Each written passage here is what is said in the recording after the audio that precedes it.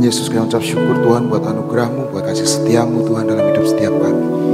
Kami percaya Tuhan, roh hikmat pewahyuan Kau turunkan buat setiap kami. Hanya di dalam nama Tuhan Yesus Kristus. Amin. Maaf saudara, saya tuh salah makan saudara. Jadi pencernaan saya nggak baik hari ini. Pagi-pagi juga udah nggak enak pencernaan saya. Jadi harus buang-buang air. Tapi percayalah, tidak bisa menghalangi saya untuk melayani Tuhan. Saya tetap akan melayani Tuhan. Apapun, saya percaya Tuhan yang ada di tengah-tengah kita. Amin saudara.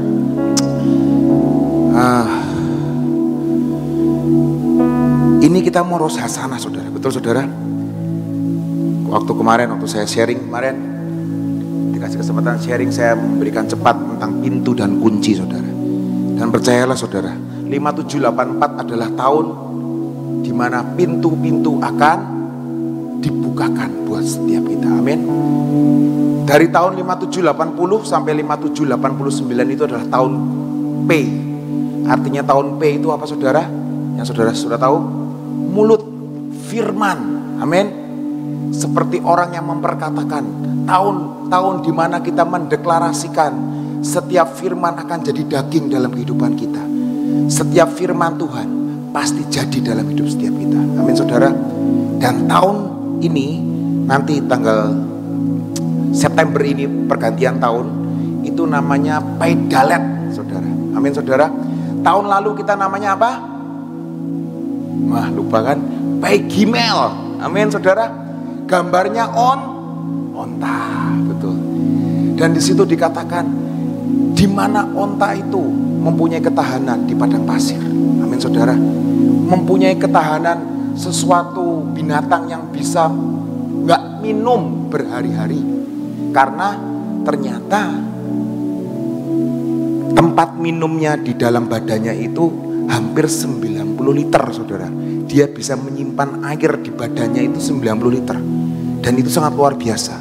Dan onta itu salah satu binatang yang sanggup menanggung beban yang sangat berat. Ketika saya mempelajari hal ini saudara, ini nyambung saudara, 5783 sama 5784. Dan saya membaca nubuatan-nubuatan beberapa orang. Dan nyambung juga apa yang diberkatakan oleh Ibu Dani. Financial freedom, pintu-pintu akan terbuka dalam hidup setiap kita. Amin. Dan percayalah saudara, Goshen berbicara tentang siapa? Yusuf. Dan ketika saya merenungkan hal ini dan saya menyambungkan, saya tahun lalu tentang Ain Gimel saya dapat apa sih? Catatan-catatan khotbah, catatan-catatan sharing, saya pernah sharing apa sih? Gitu loh. Dan apa yang pernah saya tulis. Dan ternyata saudara, kalau ternyata di sini dikatakan Paidalet, kalau bahasa Ibrani itu dibacanya dari belakang ke depan seperti bahasa Arab. Itu kata dalet itu kan seperti apa itu? Pintu yang ada, pintu kemah yang ada tirainya. Nah itu seperti itu, makanya diomong pintu. Dan huruf dalet dalam bahasa Ibrani adalah pintu.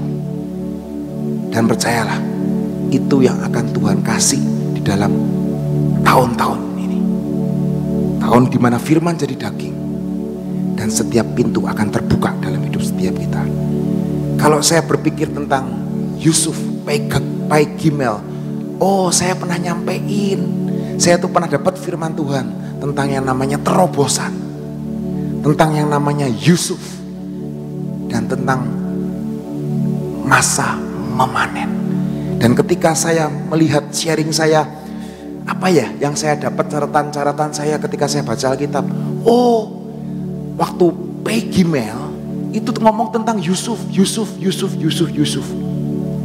Bagaimana penderitaan Yusuf, bagaimana dia harus diasingkan, bagaimana dia harus menanggung beban dari apa yang harusnya nggak dibebankan ke dia, tapi dibebankan ke Yusuf. Dan salah satunya yang Tuhan bicara dalam hati saya, Tuhan berkata, Yusuf nak, ini tahun Yusuf mengalami terobosan. Pintu penjara akan terbuka buat Yusuf akhir zaman. Hari itu Yusuf sudah mengalami yang namanya penderitaan. Dia menabur banyak, dia menabur kebaikan. Bahkan dia di rumah Potifar, dia menjadi orang pelayan nomor 1. Dan hari itu dia berkata, mungkin ini pintu yang terbuka buat hidupku. Aku diangkat oleh Potifar. Tapi hari itu ternyata bukan pintu itu yang Tuhan bukakan buat Yusuf. Hari itu dia ditawari oleh istri Potifar untuk mengambil jalan pintas. Sudah, kamu sama saya saja. Kamu akan mendapatkan kekayaan. Kamu akan mendapatkan yang namanya fasilitas lebih dari istri Potifar. Tapi hari itu Yusuf berkata, tidak.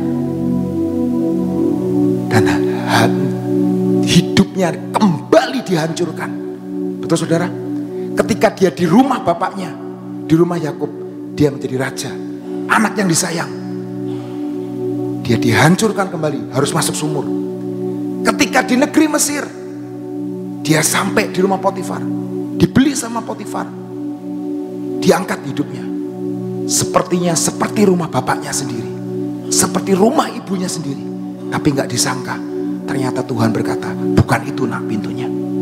Dia harus masuk penjara lagi. Dan masuk penjara lagi. Dan di penjara dia harus mengalami sesuatu yang gak enak. Tapi satu poin saudara, singkatnya, kalau saya mau berkata, Paidalet adalah di mana tempat Yusuf akan menuai bagiannya. Di mana saudara dan saya akan menuai apa yang saudara selama ini tabur. Apakah itu air mata, pengorbanan, pelayanan, bahkan mungkin uang saudara. Apapun yang saudara sudah tabur, pelayanan saudara, ketika saudara memasuki pintu yang tepat seperti Yusuf, saudara dan saya akan menikmati tahun ini. Nubuatan beberapa hamba Tuhan Bahtera berkata, ini waktunya diperpanjang loh. Ada musim yang namanya musim memanen, menuai. Dan ini cocok. Yusuf, ini waktunya musim memanen buat Yusuf. Dia diangkat menjadi raja muda Mesir, menjadi orang nomor 2. Tidak ada satupun perbuatan manusia yang tidak diketahui Yusuf, karena Yusuf yang akan memegang tapuk pemerintahan. Amin saudara. Hari-hari ini mari kita belajar. Saya belajar tentang Yusuf. Yusuf yang pertama saudara, ketika dia ditipu sama, saya ngomong ditipu lah, dijebloskan sama istri Potifar. Seakan-akan pintu itu pintu yang terbuka kan saudara. Wah ini pintunya. Tapi hati-hati saudara. Tanya Roh Kudus, tanya Tuhan. Pintu ini bener enggak Tuhan?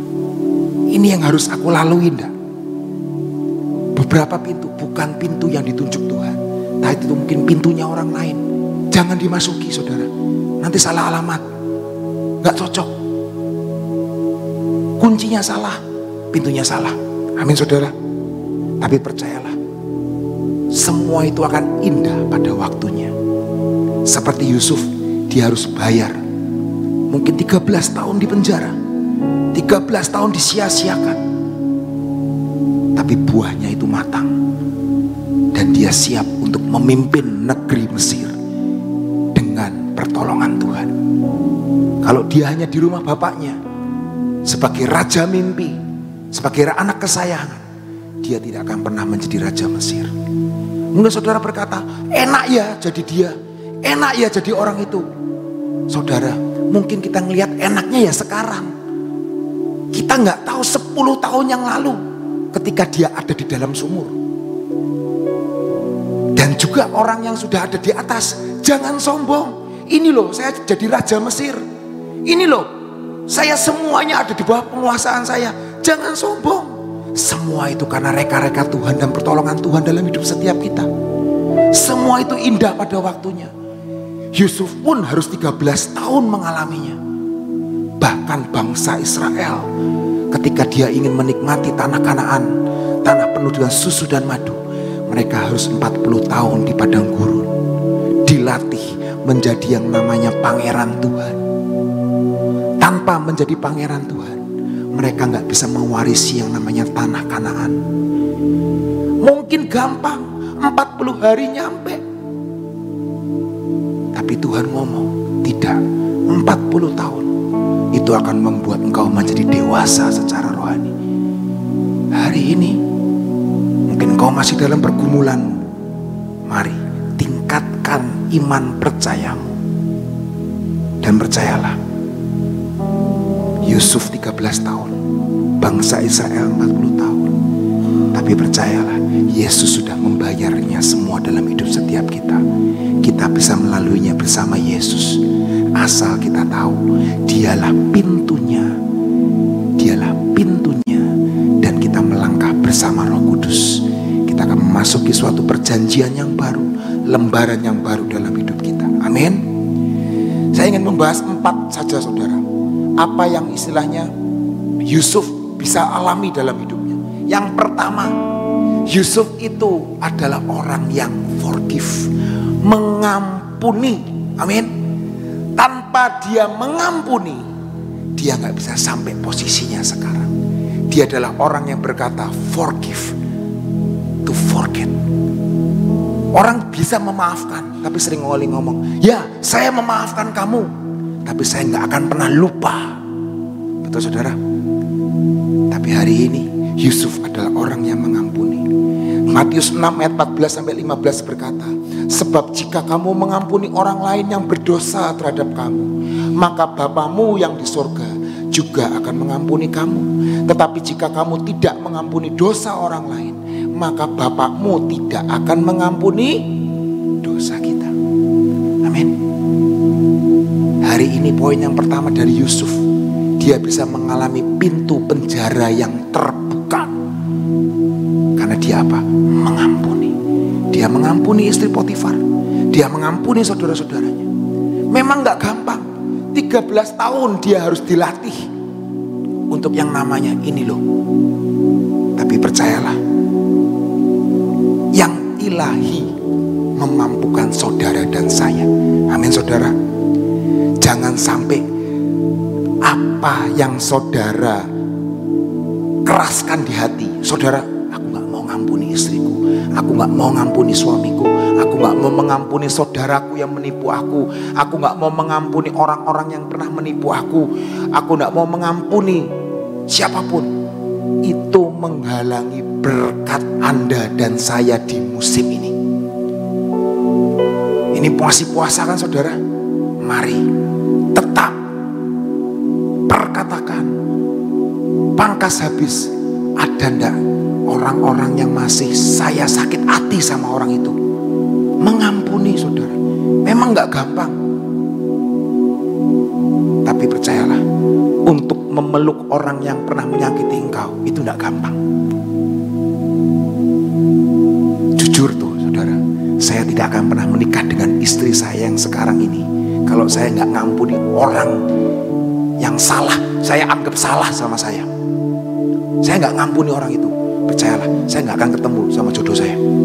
Mungkin sampai hari ini saya masih membujang lajang. Nah, itu dia. Bujang lapuk, iya. Udah putih semua masih bujang. Waduh, bahaya itu. Tapi saya mau merangkul orang. Ya bukan karena saya sih, tapi karena Tuhan. Dan itu membuka banyak hal dalam hidup saya. Ketika saya gak mau mengampuni orang itu, saya benci sama orang itu. Ngelihat mukanya aja sebel banget. Ngelihat dia khotbah itu, waduh, berat banget rasanya. Sampai saya waktu itu, almarhum Pak Yusak masih hidup, saya masih ngadu sama dia. Wong kok koyo ngene kong. Saya ngadu sama Bu Nani. Tapi satu hal, yang perkataan Ibu Nani yang masih nancep di hidup saya. Apakah hanya suara Raja Wali yang kita mau dengar, tapi suara gagak harus kita dengar juga loh. Gagak itu ngasih makan Elia. Gagak itu pemakan bangkai loh. Kalau pemakan bangkai itu kan bau, saudara. Ya pasti keluarnya pasti nggak baik. Saya belajar juga dari beliau. 15 tahun saya ikut beliau. Banyak orang yang ngata-ngatai beliau, banyak orang yang ngomong-ngomongin beliau. Tapi beliau ngomong, nggak usah bales, ampuni. Loh, saya, Bu Nani, Sofi ini punya temperamen tinggi loh, saudara. Kalau nggak lagi pas kabelnya, bisa cepet, konslet gitu loh. Orang ngomong alus bisa kedengarannya, wah ini ngomong ngatai aku gitu. Ini temperamen itu tuh kayak, ya bingung saya juga. Ini kan jaraknya kan dari ini ke sini itu kan cuma 2 kiloan kan, saudara, ya kan? Tapi itu bisa jepret gitu loh, bisa seperti pentul korek, temu-temu jeblos gitu loh, ngamuk gitu loh. Itu terjadi, sering terjadi. Tapi ya tahun-tahun ini sejak saya punya anak yang luar biasa, itu mendidik saya. Saya nggak pernah menyesal kok, saudara. Mungkin saudara tahu kan, anak saya yang pertama itu punya special need.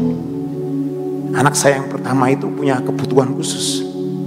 Tapi saya nggak pernah menyesal sama Tuhan. Tuhan, saya ngelayan Engkau. Orang ngomong, orang layani Engkau kok punya anak seperti ini. Tapi percaya, saya nggak pernah menyesal, saudara. Saya mengampuni orang-orang yang bersalah sama saya. Dan saya tahu Tuhan punya rencana dalam hidup anak saya dan saya. Itu mendidik saya, mendewasakan saya. Saya nggak mau cuma dapat yang enak dari Tuhan. Seperti Ayub. Seperti Ayub berkata, masa yang nggak enak aku nggak mau terima. Aku mau terima kok Tuhan. Aku terima apa semua.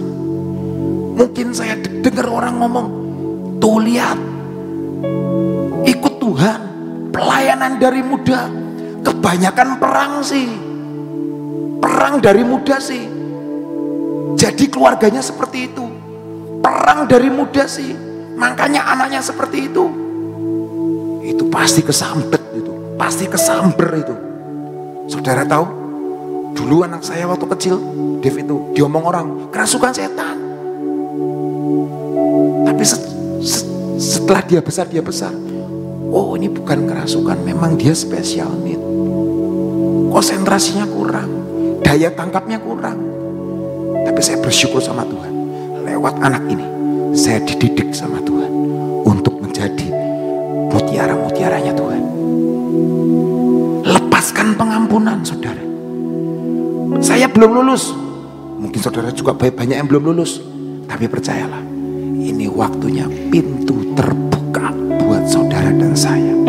Pintu kesembuhan, pintu terobosan, itu akan terjadi di tengah-tengah kita hari ini. Amin. Dan yang kedua, saudara, pahami semua ini terjadi. Apa yang dialami Yusuf ini terjadi bukan karena Yusuf, tapi semua karena Tuhan. Bisa ngerti maksud saya? Ini bukan masalah, bukan Anda, tapi ini Tuhan. Tuhan yang lagi mereka-reka yang baik dalam hidupmu. Engkau belum melihatnya, tapi Dia akan mereka-reka yang baik dalam hidupmu. Dan percayalah, tiba waktunya semuanya akan dibukakan dalam hidup setiap kita. Karena kita percaya 1 Petrus 2 ayat 4 dan 5. 1 Petrus 2 ayat 4 dan 5. Ketika kamu datang kepadanya, yaitu batu hidup, yaitu Yesus Kristus Tuhan, yang ditolak oleh manusia tetapi dipilih oleh Allah dan berharga baginya, kamu juga seperti batu hidup, sedang dibangun menjadi rumah rohani untuk menjadi imamat kudus, mempersembahkan kurban rohani yang diperkenan Allah melalui Yesus Kristus. Biarlah hidupku dan hidupmu menjadi korban yang hidup di hadapan Tuhan. Aku mau kok Tuhan, aku mau hineni kok. whatever orang ngomong tentang aku. Mungkin Yusuf diomongin orang, rasain lu masuk penjara. Gara-gara sih, bikin gara-gara sama saudara-saudaranya. Rasain lu. Sekarang bau tahu rasa. Tapi firman Tuhan berkata, Dia Tuhan yang mereka-reka yang baik buat hidup kita. Dan saya mau berkata hari ini, semua yang kita alami hari ini, kalau ada dalam proses dan kehendak Tuhan, itu semua baik dalam hidup setiap kita. Amin saudara. 1 Petrus 2 ayat 9. Kamu adalah bangsa yang terpilih, imamat yang rajani, bangsa yang kudus, umat miliknya sendiri, supaya kamu dapat memberi keagungan Dia yang telah memanggil kamu keluar dari kegelapan ke dalam terangnya yang ajaib. Di sini supaya kamu dapat memberitakan keagungan Dia. Supaya kamu memberitakan perbuatan keagungan. Di terjemahan lain, di terjemahan bahasa Indonesia berkata, supaya kamu memberitakan perbuatan-perbuatan yang besar dari Dia. Ini bukan ceritamu, tapi ini cerita Tuhan. Ini skenarionya Tuhan. Bukan karena kita, bukan karena kehebatan kita. Seringkali orang berkata, ini loh, aku setelah ini aku dapat ini. Setelah aku ini berdoa gini, Tuhan begini.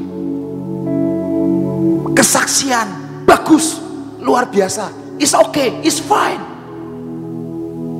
Tapi mari lihat ke hatimu. Ini buat kemuliaanmu atau buat kemuliaan Dia? Apakah ini kemuliaan bagi Dia atau kemuliaan bagi dua? Bisa ngerti apa saya maksud? Dibagi loro kemuliaannya.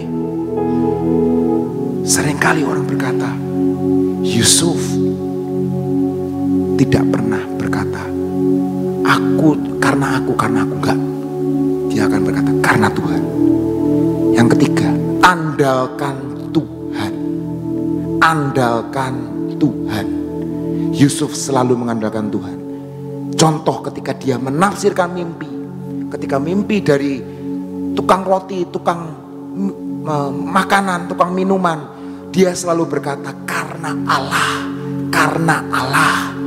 Kejadian 40 ayat 8. Ini tukang roti dan tukang minuman berkata, kami berdua mimpi, jawab mereka, tetapi tidak ada yang bisa menafsirkannya. Lalu Yusuf berkata kepada mereka, bukankah penafsiran adalah hak Allah? Dia tahu banget ini semua karena Tuhan. Ini haknya Tuhan, mau-maunya Tuhan, reka-rekanya Tuhan. Kalau Dia mau ngasih anak seperti apa, Dia mau ngasih hidup kita seperti apa, itu hak Tuhan. Dan saya percaya hari ini kita akan menjadi Yusuf-Yusuf di musim ini. Ketika ada di Goshen, kita akan keluar menjadi Yusuf-Yusuf, menjadi penguasa-penguasa. Amin. Yang terakhir, Yusuf itu punya spirit of excellence, saudara. Semangat di atas rata-rata. Mungkin orang lain di penjara gak pernah bersihin pintu penjara, tapi Yusuf hari itu mungkin bersihin pintu penjara. Hari itu Yusuf mungkin ngepel namanya lantai penjara. Orang lain gak ngelakuin, dia ngelakuin. Orang lain gak bangun pagi, dia bangun lebih pagi daripada yang lain. Membantu yang namanya sipir, mungkin bersih-bersih, mungkin membangunkan yang lain untuk kerja bakti atau apa. Tapi banyak hal. Penjara itu tertutup, saudara. Ketika saya pelayanan di penjara, ya kerjaan tiap hari-hari di penjara itu cuma ketika saya pelayanan sama Om Sengwi, sama siapa, Ko Iis, itu mereka pagi-pagi cuma bangun pagi, olahraga, bersih-bersih, cuci baju sipir-sipirnya gitu, ngepel, Sudah. Nanti ada acara kerohanian, boleh ikut acara kerohanian. Setelah itu balik lagi ke sel. Sudah selesai. Cuma begitu aja. Tapi hebatnya Yusuf bisa di atas rata-rata loh saudara. Amin. Di Kolose 3 ayat 17 berkata, di terjemahan lain mengatakan, dan segala sesuatu yang kamu lakukan, baik perkataan maupun perbuatan, lakukanlah semuanya itu di dalam nama Tuhan Yesus, sambil mengucap syukur kepada Allah Bapa melalui Yesus. Dan lakukan segala sesuatu yang kamu lakukan itu di dalam nama Tuhan Yesus, dan sambil mengucap syukur kepada Allah Bapa kita. Dialah Tuhan yang mengasihi saya dan saudara. Inilah waktu yang luar biasa, musim yang luar biasa. Dan biarlah Roh Kudus yang membimbing saudara dan saya untuk menggenapkan apa yang Tuhan mau. Musim saudara akan musim yang baru yang akan saudara masuki. Musim terobosan, musim pintu dibukakan buat saudara dan saya. Amin. Ayat yang terakhir saudara, Wahyu 3 ayat 8. Wahyu 3 ayat 8 berkata, aku mengetahui pekerjaan-pekerjaanmu. Lihatlah, aku telah membukakan bagimu sebuah pintu yang terbuka, dan tidak ada seorang pun yang dapat menutupnya. Karena engkau mempunyai sedikit kekuatan. Tuhan tahu kekuatan kita ini sedikit. Amin. Kekuatan kita ini gak banyak. Dan telah menepati janjiku dan tidak menyangkal namaku. Tapi kita ini orang yang memegang yang namanya perjanjian. Amin. Kekuatan kita gak seberapa, tapi kita menuruti firman Tuhan, yaitu perjanjian lama dan perjanjian baru. Ini kan apa? Testament, perjanjian. Kita ada dalam perjanjian dan kita tidak menyangkal nama Tuhan. Pasti percayalah, pintu akan dibukakan di dalam hidup saudara dan saya. Terpujilah nama Tuhan. Haleluya. Amin. Kemarin tentang pedalet, hari ini pedalet lagi ya. Saudara tahu ini adalah sesuatu berasal dari Tuhan. Freddy kemarin bicara tentang pedalet, Lucky bicara tentang pedalet. Semua nyambung saudara, semua nyambung. Hari ini kita bicara tentang pengampunan. Pengampunan itu salah satu kunci ya, salah satu kunci ya. Kalau satu pintu itu butuh kunci. Nah, kuncinya harus pas, baru pintu itu bisa dibuka. Tetapi ada pintu-pintu tanpa kunci bisa terbuka. Itu namanya spektakuler. Itu namanya sesuatu hal supranatural ya. Nah, ada dua hal yang ada dalam hidup kita. Ada sesuatu pintu yang harus ada kuncinya, tapi ada sesuatu yang Tuhan bisa kerjakan dalam hidup saudara dan saya, yang dinamakan sekalipun tertutup, kita bisa mengalami yang dinamakan supranatural. Contohnya ya, saat Paulus dan Silas ya, sedang di dalam penjara. Kuncinya cuma apa? Pujian dan penyembahan. Gak punya yang lain. Gak ada kunci secara nyata. Tapi dia melakukan penyembahan dan pujian. Akibatnya apa? Tiba-tiba pintu terbuka. Betul? Ini supranatural. Contoh lagi, Petrus di penjara ya. Tiba-tiba pintu terbuka semuanya, pintu penjara terbuka ya. Penjara itu adalah sesuatu hal yang belenggu ya, terbuka. Akhirnya dia bisa keluar. Ini supranatural, tapi ada sesuatu pintu yang harus dikerjakan. Yusuf tadi ceritanya, dia melakukan dengan attitude yang baik ya, punya integritas Yusuf itu ya. Sekalipun dia di dalam penjara, dia melakukan semua tugasnya seperti yang Luki tadi katakan. Nah, sesudah itu apa yang ditabur dia menuai, itu kunci. Apa yang ditabur dia menuai. Satu, dia mengampuni. Yang kedua, sekalipun dia dilupakan oleh pejabat minuman, tepat pada waktunya pejabat minuman itu bisa ngomong kepada Firaun, aduh, aku itu dulunya bisa keluar nih karena ada seorang yang di penjara menafsirkan mimpi. Nah, itu kunci. Tuhan bisa membuat reka-reka, tapi ada bagian yang kita harus lakukan. Kalau kita lihat Petrus itu di penjara, ya udahlah nunggu apa yang Tuhan mau.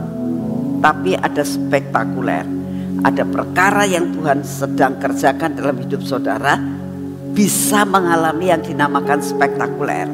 Tapi ada bagian yang harus kita lakukan.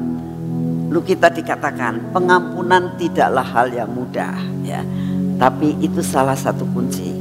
Yuk saat ini selidiki dalam hidup kita ya. Masih ada ndak ganjilan-ganjilan dalam hidup saudara dan saya? Mungkin ada ganjilan terhadap diri saya, ayo beresin saudara ya. Kalau ada sesuatu yang merasakan sakit hati, ayo beresin. Masih ada waktu 2 minggu supaya semua pintu akan terbuka buat saudara dan saya ya. Mari kita berdoa. Terima kasih ya Tuhan untuk apa yang Engkau sudah kerjakan dalam hidup kami hari-hari ini. Tuhan Roh Kudus, terus selidiki dalam hidup kami. Kalau masih ada perkara-perkara yang perlu harus dibereskan, kami minta di dalam nama-Mu, biarlah pemberesan demi pemberesan terjadi dalam hidup kami. Karena kami tahu itu salah satu kunci untuk membuka semua pintu supaya terbuka. Terima kasih ya Bapa untuk kasih setia-Mu. Jikalau ada pintu berabad-abad yang sudah terlalu lama Tuhan, dan kami tidak sanggup untuk membukanya, kami tahu Tuhan, Engkau berikan sesuatu hal, kunci spektakuler, kunci yang dinamakan supranatural boleh terjadi atas hidup kami. Segala masalah, segala beban yang amat berat yang kami rasakan, tidak mungkin hal itu dapat terbuka dan terurai Tuhan. Berikan kunci supranatural untuk kami boleh memasuki akan pintu yang sudah terlalu lama tidak bisa dibuka. Dengan kunci supranatural kami percaya Kau akan membukakan semua pintu itu. Terima kasih untuk kasih setia-Mu Bapak. Saat ini kami tetap berdoa untuk bangsa dan negara kami ya Tuhan. Kami minta anugerah-Mu turun atas hidup kami. Biarlah negara kami ini ada di dalam kontrol dan kendali daripada-Mu. Engkau tahu Tuhan, banyak prediksi yang kami dengar, apa yang terjadi, yang bakal terjadi di dalam dunia ini tahun 2025 dan selanjutnya. Tuhan, kami tidak mau mendengar berita yang dari dunia. Kami mau mendengar berita yang dari surga, di mana kami akan masuk dalam Rosh Hashanah, Pedalet Tuhan. Itu yang kami mau dengar, bahwa Engkau akan membukakan semua pintu dan Engkau akan membuatkan financial freedom dalam hidup kami. Itu yang kami mau masukkan dalam hidup kami Tuhan. Apapun yang terjadi di luar dunia ini, apapun yang bakal terjadi dalam negara kami percaya negara kami ada dalam kendali yang daripada-Mu. Perebutan apapun Tuhan, ujungnya kami tahu kemenangan ada di tangan-Mu. Engkaulah yang menentukan kemenangan. Engkaulah yang menentukan akan pemimpin buat bangsa kami. Engkaulah berdaulat atas bangsa kami ya Tuhan. Sampai Engkau yang akan menentukan yang terbaik buat bangsa ini. Engkau yang akan menentukannya. Kami percaya akan kuasa-Mu, bahwa Engkau mengendalikan bangsa ini. Terima kasih untuk kasih setia-Mu. Apapun yang saat ini Engkau izinkan terjadi, dengan banyaknya gempa bumi, banyaknya musibah-musibah, Tuhan, kami tahu Engkau mengasihi akan bangsa ini. Engkau tetap akan memegang kendali atas keadaan cuaca maupun apapun yang Kau izinkan terjadi. Terima kasih untuk kasih setia-Mu. Segala pujian, hormat dan syukur kami naikkan di hadapan-Mu Tuhan. Saat ini kami tetap berdoa Bapa untuk acara tanggal 18 dan 19. Kami berdoa untuk acara KKR Pemuda Tuhan. Engkau tolong Tuhan supaya KKR Pemuda ini Tuhan, banyak jiwa-jiwa yang diselamatkan. Sampai mereka ini mau berdiri buat bangsa ini. Mereka mau mengerti Tuhan, panggilan mereka, destiny mereka Tuhan, tidak akan terpengaruh, terpolusi dengan segala sesuatu yang ditawarkan dunia. Tuhan, kami mau menyerahkan akan KKR ini ke dalam tangan-Mu untuk anak-anak muda. Kami juga berdoa untuk tanggal 19 Tuhan. Kami minta anugerah-Mu turun. Setiap hamba-hamba-Mu yang akan menyampaikan pesan-pesan-Mu untuk Rosh Hasanah ini, kami berdoa Kau banyak berbicara dalam kehidupan mereka Tuhan, sehingga mereka menyampaikan yang ilahi Tuhan. Kami sungguh rindu semua menyampaikan firman ilahi. Terima kasih untuk semuanya. Kami berdoa Tuhan untuk persiapan-persiapan yang saat ini kami sedang persiapkan, baik mengenai madu maupun mengenai minyak. Tuhan, kami minta Engkau cukupkan bahkan berlebih. Kami tidak tahu Tuhan siapa yang datang, berapa ribu yang datang, tapi kami percaya tempat ini adalah milik-Mu. Engkau tahu kapasitasnya. Engkau yang menyediakan semuanya, baik madu maupun minyak. Engkau yang menyediakan Tuhan. Kami hanya sebagai hamba-hamba-Mu melakukan apa yang sebenarnya yang menjadi kewajiban untuk kami lakukan. Terima kasih untuk kasih setia-Mu Tuhan. Kami percaya Engkau akan pegang kendali dalam acara 18-19 ini. Terima kasih untuk semuanya Bapak. Saat ini kami datang di hadapan-Mu ya Tuhan. Kami tetap minta kepada-Mu kekuatan, kesehatan Tuhan. Engkau tahu saat-saat ini banyak sekali virus-virus maupun apapun sakit penyakit, kelemahan tubuh, batuk, pilek, diare, dan ruam-ruam terhadap kulit-kulit kami. Tuhan, kami datang di hadapan-Mu, minta daya tahan tubuh yang baru. Berikan kepada kami Tuhan daya tahan tubuh ilahi, memasuki hidup kami, sehingga kami menjadi kuat dan sehat. Semua yang tidak baik dalam tubuh kami akan diperangi dengan daya tahan tubuh yang Kau berikan buat kami. Terima kasih Bapak, kami sangat percaya bahwa Engkau Bapak yang berdaulat atas hidup kami. Terima kasih untuk semuanya.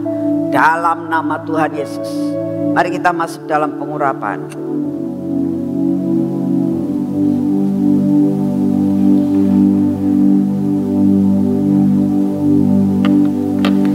Dalam nama Tuhan Yesus, hari ini kami mau melakukan semua pekerjaan kami ya Tuhan Yesus. Oleh karena itu kami butuh pimpinan-Mu, kami butuh pengurapan yang daripada-Mu. Di dalam nama Tuhan Yesus, biarlah pengurapan ini memasuki akan hidup kami Tuhan. Masuki akan mata kami, telinga kami ya Bapa, bibir, mulut kami dan hati kami. Tuhan, kuasai seluruh hidup kami. Dan kami minta semua yang tidak baik dalam hidup kami Kau hancurkan Tuhan. Kalau ada kekerasan hati dalam hidup kami untuk tidak bisa mengampuni, kuasa-Mu Tuhan, kuasa supranatural memampukan kami untuk bisa mengampuni. Terima kasih untuk semuanya. Ini tangan kami, ini kaki kami. Tuhan Yesus, biarlah tangan dan kaki kami yang kami melakukan dan memakai hari ini berjalan dan melakukan semua pekerjaan. Bapak, pimpin kami untuk kami tidak berbuat salah. Kami dapat melakukan semua di dalam ketepatan, sehingga berkat yang Kau sediakan buat kami terima dengan utuh. Terima kasih untuk kasih setia-Mu. Hari ini Tuhan, kemenangan demi kemenangan Engkau sediakan buat kami. Di dalam nama Tuhan Yesus. Amin. Selamat pagi saudara, Tuhan memberkati semuanya.